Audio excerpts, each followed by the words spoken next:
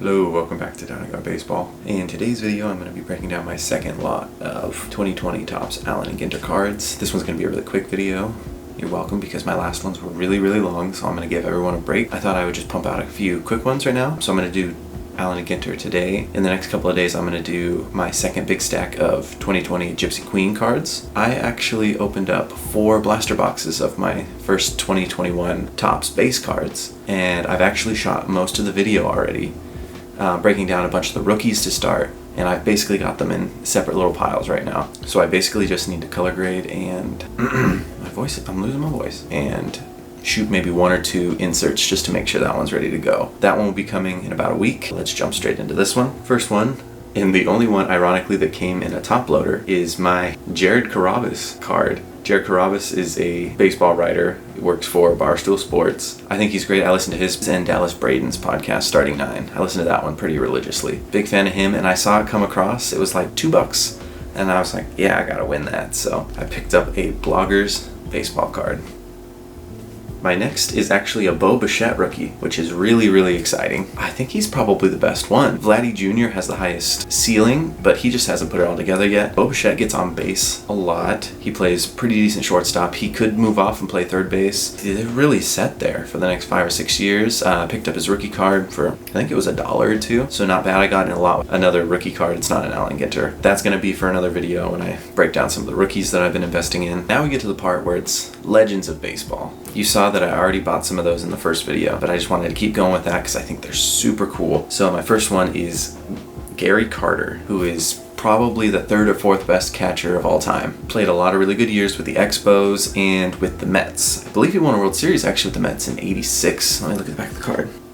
Doesn't tell me. Yeah, 324 home runs, 2,000 hits. That's really solid for a really solid defensive catcher. 2 Expos in a row. Pedro Martinez. Pedro Martinez is one of the best right-handed pitchers ever. I don't know what there's really to say about this. I thought it was funny that it's young, skinny Pedro, so I had to pick this one up. Pedro Martinez is awesome. Now to the portion where I have 3 of the greatest hitters ever. And when I ask people who the greatest hitter of all time is, they usually go with Pete Rose or somebody with like 1,000,000 hits. Well, here's someone with a little over 3,000 hits, but a career average higher than anybody hits in a single season now. Tony Gwynn, quite possibly the best pure hitter in baseball history. 338 for his whole 20-year career. Whole 20 years with one team, mind you. We love that here on this podcast. This isn't a podcast. This is a YouTube channel. Heck.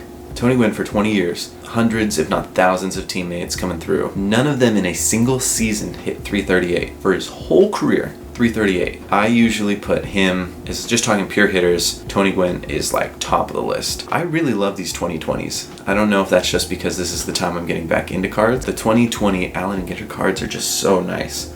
So this is another contender for the best pure hitters. This would be the next generation after Tony Gwynn, because I think his rookie year was Tony Gwynn's last year. We have Seattle's very own Ichiro. If Ichiro had played his whole career here, even if we don't want to give him the 9 years he played in Japan, give him like 6 years here, I'm pretty sure that's an extra 1,200 hits on his almost 3,100 already. Ichiro would be the all-time hit leader. I don't feel like that's dramatic. I mean, look what he did. I know he played until he was 55. His last 3 years or so was probably 1 season's worth of at-bats. If you give him 6 full seasons, I think he could very easily have 4,000 hits, and that's just something nobody might ever do again. 3,000 is going to be hit by a couple of people probably from this generation, but 4,000, that's something I can't fathom someone doing. So Ichiro might be the last guy kind of like that, but it's always nice. I can never actually find Ichiro Allen&Ginter cards or Gypsy Queen or anything for the Mariners. I don't know, maybe if I haven't looked hard enough. Most of them are like Marlins or Yankees. We don't like the Yankees years for Ichiro. But it was very cool to pick this one up. That one might go in a top loader. I really like this card. And this guy never appears on the list. I didn't even know he had one until it popped up, and there was only one available. So I made sure to order it the second I hit the buy it now option. I don't even think I got a discount, because then I bought the other ones afterwards, because I was just needed to make sure this card didn't go away. My favorite player of all time, the GOAT, King Griffey Jr.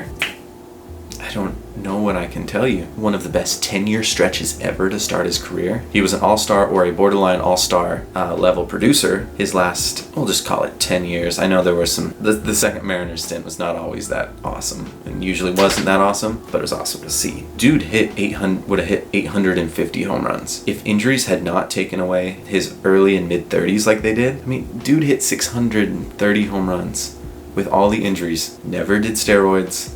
He's like, I don't know, he was the kid.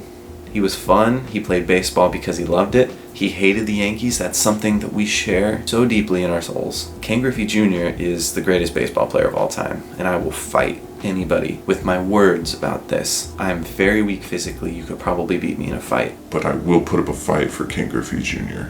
Alright, thank you for watching this video. This was a nice little quick one I'm trying to get out just to get back into the swing of making videos. In the next couple days, I'm going to be making my Topps Gypsy Queen video. That's a little bit bigger stack, but I'm just going to try to power through it.